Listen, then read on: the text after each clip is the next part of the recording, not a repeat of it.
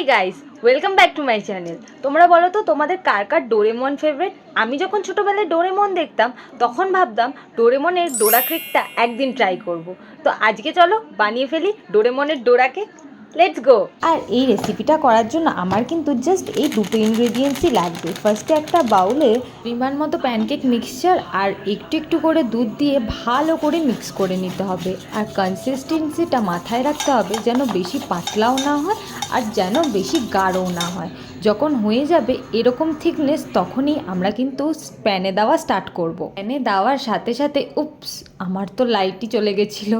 যাই হোক, প্যানে দেওয়ার সাথে সাথে এটাকে গোল করে রাউন্ড এরকম করে নিতে হবে। আর একটু একটু বাবলস উঠে এলেই আমরা কিন্তু এপিট ওপিট করে ভালো করে ভেজে নেব। দুটো প্যানকেক ভেজে নিয়েছি। এবার এই দুটো প্যানকেকের মধ্যে আমি ভালো করে চকলেট স্প্রেডটা বাটারের মতো করে লাগিয়ে নেবো। একটুও কিন্তু চকলেটের সাথে কম্প্রোমাইজ করবে না তোমরা। ভরে ভরে চকলেট লাগাতে হবে যতক্ষণ না চকলেটটাই শেষ হয়ে যায়।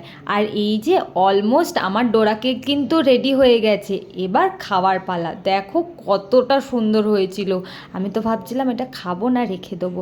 যাই হোক, আমি কিন্তু আরেকটু গার্নিশিংয়ের জন্য এরকম চকলেট সস নিয়েছি, যেহেতু চকলেট আমার ফেভারেট। ফার্স্ট বাইটটা নেওয়ার পর যখন চকলেটটা মুখের ভেতরে মেল্ট হচ্ছিল তখন আমার মনে হচ্ছিল যে ডোরেমনের কেন এত ফেভারেট এটা।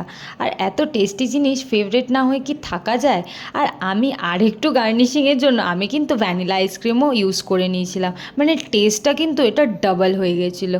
লাইক তোমরা এটা প্যানকেকও বলতে পারো, আবার কিন্তু ডোরা কেকও বলতে পারো। যাই হোক, আমার কিন্তু জিনিসটা হেভি টেস্টি লেগেছিলো। তোমরা সবাই কিন্তু একবার অন্তত ট্রাই করে দেখো এটা বাড়িতে। আমি বলছি, যাদের ডেজার্ট ভাল লাগে তাদের কিন্তু এটা একটা ফেভারিট ডিশ হয়ে যাবে আজকের পর থেকে। সবাই একবার ট্রাই করে আমাকে কিন্তু কমেন্টে অবশ্যই জানাবে। Thanks for watching. আমি ডোরা কেক খাই, টাটা।